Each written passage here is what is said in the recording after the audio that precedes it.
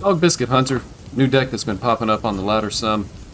When I first saw this deck, I think I thought to myself, why does this deck suck so hard? But I started to hear that it was getting some good results, and I decided I wanted to check it out for myself. Reason why I was thinking that the deck was likely not going to be that good, or not as good as an existing Face Hunter deck, is really strictly because the additional 2 and 3 mana cost spells have a chance to really mess up the Barak Kodobane card draw. Typically, when I play Barak Kodobane, you're looking to draw direct damage spells to be able to close out the game. Things like Quick Shot, Aim Shot, and if you're running Man Crick, to be able to hit the 3/7.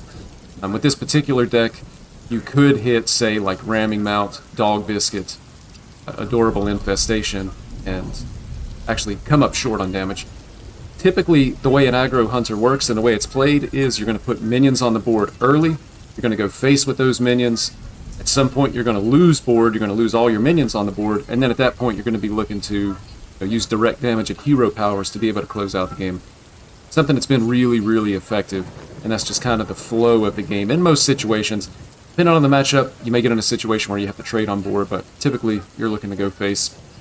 This particular iteration of aggro hunter, running the buff cards, Dog Biscuit and Ramming Mount, you're going to want to play minions on the board. This deck actually packs in a couple of extra 1-drops in the form of Arcane Anomaly. This card in particular has extra synergy with spells and the buff cards in particular, but to be able to play like an Anomaly or an Initiate, even a 1/1 Warpletinger, buff them up with Dog Biscuit, with Ramming Mount, allow them to stay on the board a little bit longer than they normally would, and allow them to hit face, 1, possibly 2 additional times. Sometimes you can actually just land an Arcane Anomaly on turn 1, maybe turn 1, coin into Adorable Infestation, and then if you hit your buffing cards from there on out. I've been able to get an Anomaly as high as a 5/10. It's really hard to remove for at least some decks, and being able to hit your opponent in the face, 5 damage every turn, really, really strong.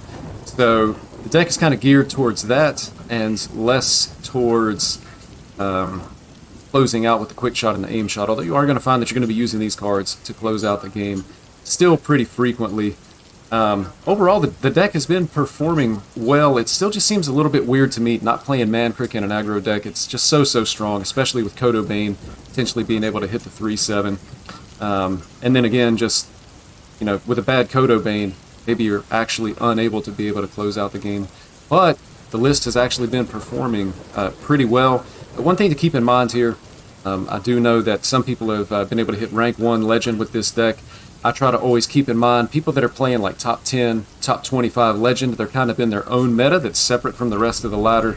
A lot of people up there still playing Garrote Rogue, of course at a very high level, but Face Hunter has a favorable matchup into Garrote Rogue. It's something like 70 to 75% in favor of the Face Hunter or Aggro Hunter. So I kind of wonder, when you hear things like that, oh, I hit rank 1 legend with this deck, is it really the deck that good, or are you just getting favorable matchups and there could be an even better list that would maybe even give you a little bit better win rate over time? Also keeping in mind variance is a thing. Some of these sample sizes are extremely small. Somebody saying they went 9-1, that's great. They're absolutely high rolling. There is no deck in the game that is going to have a 90% win rate, even in the hands of the unquestioned #1 player in the world. It just doesn't happen, not in a CCG like Hearthstone. So always beware of those small sample sizes and what they actually mean. I think everybody will agree with that.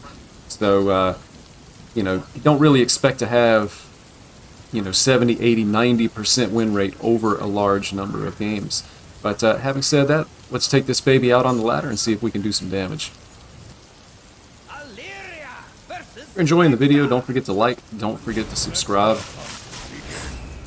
We're going against a hunter right off the bat here. To keep the 1-drop.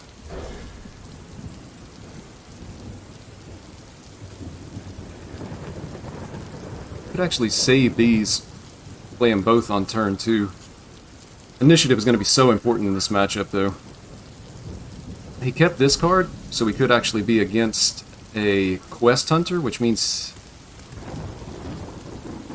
he wants to play the quest on turn 1, but he could like quest coin, possibly remove a 1 health minion.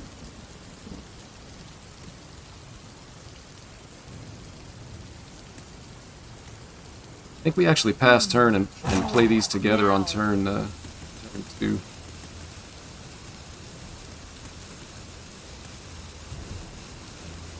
Nope. We're gonna hit the board here. Possibly doesn't have a 1 mana damage spell to be able to remove it. And that wasn't the quest.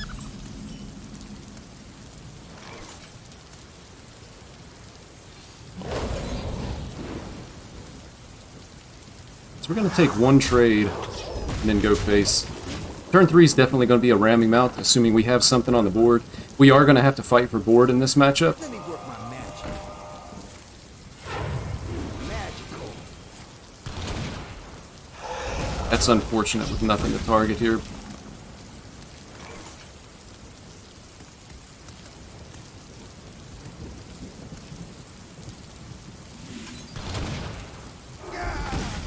Gonna hold the Wound Prey. On turn 4, we'll be able to play both of these. We can get the buff on the 1/1. Spoke a little bit too soon there. Still fine though.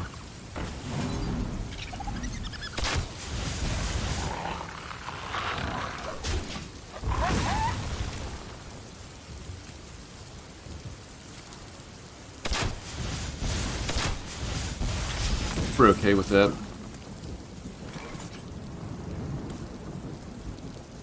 So now is it Renlings or is it these? It's Renlings. We're gonna look for a freezing trap to possibly catch a Rhino. I think we missed it. So we're gonna take the 3/3. If a Rhino attacks this, we do take damage. I'm gonna get this guy out too. We do end up taking a lot of damage, but we're able to buff with the ramming mount.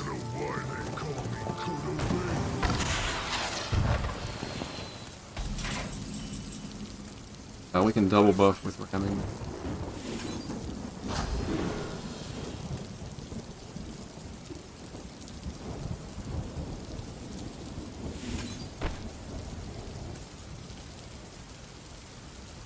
I think we spread it out. These are definitely going face. We're taking the freezing trap this time. Feeling pretty good about this game now. Opponent has a lot of cards in hand though.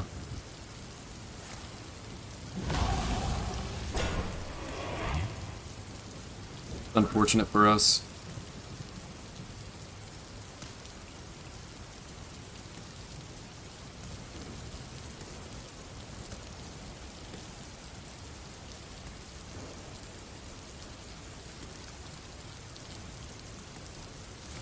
Still in a perfectly acceptable position here, though.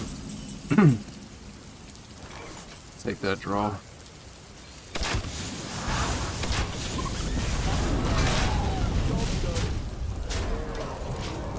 He should just be dead next turn. I mean, even if he can remove both of these, there's still a 2/2 underneath each one. So again, in this matchup, we had to fight for the board a little bit, but then as soon as we establish kind of dominance on the board, I guess you could say, you pivot, start sending all the damage face, and then you just win the game from there.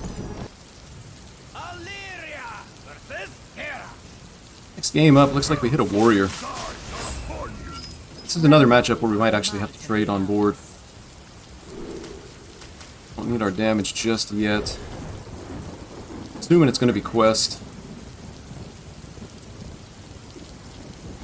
He did keep the far left card.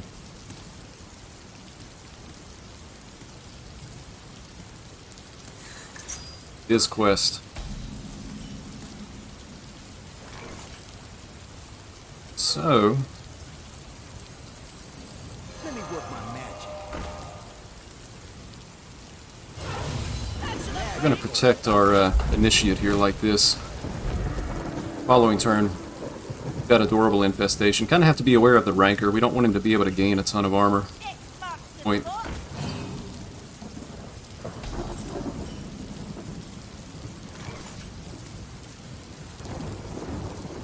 So we could buff the 2/1 and trade, or we could buff this.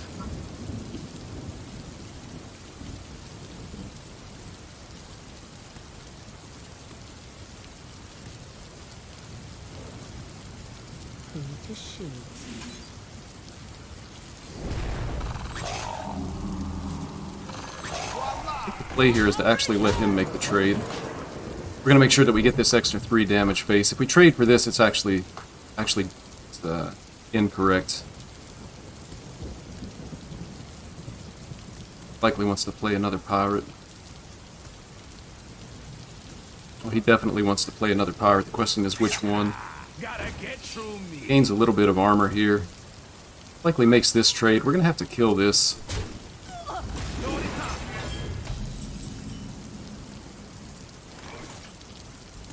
Anomaly.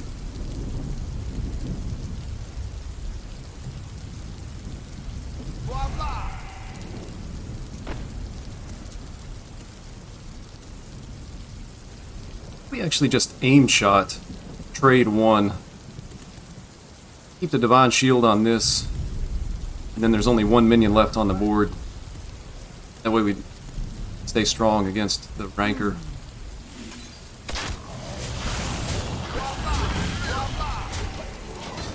Yep.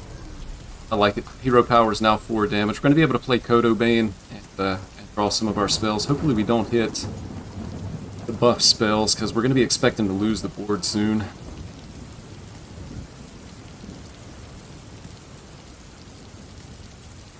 Like to be able to dodge Sword Eater this turn. Place sword. Okay, it's fine. Say if he played Sword Eater, we could Piercing Shot it, but we're only getting 1 damage out of this 4 mana. We're gonna need more gunpowder.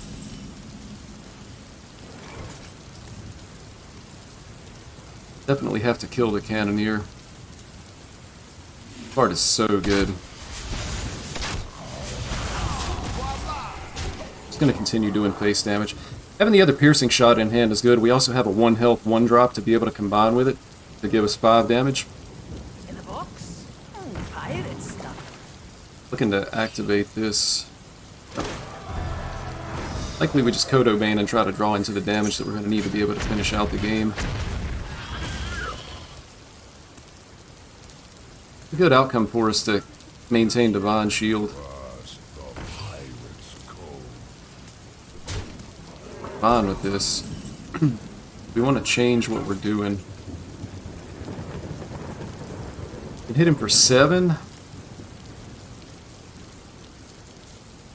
Following turn we would have another 7.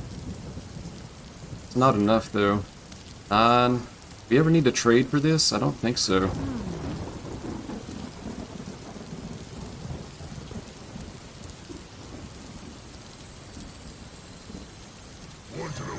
I think this is fine. Hoping for a quick shot, aim shot. Oh, and we got both.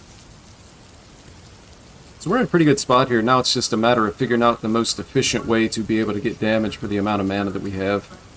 We're really looking to set up like a 2-turn lethal at this point.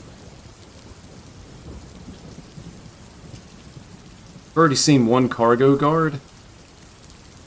Ranker is not going to be a super big help. He could trade in Ranker to be able to gain 6. But he has to throw away his own minion.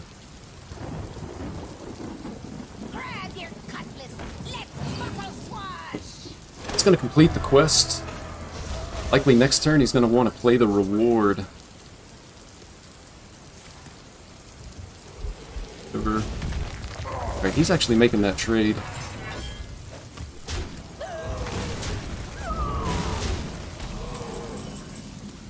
Alright, our opponent is at 15.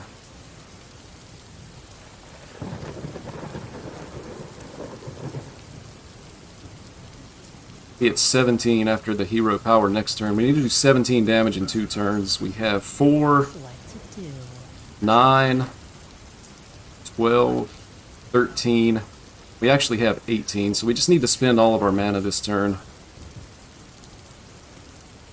We can go this, hero power, and wound prey.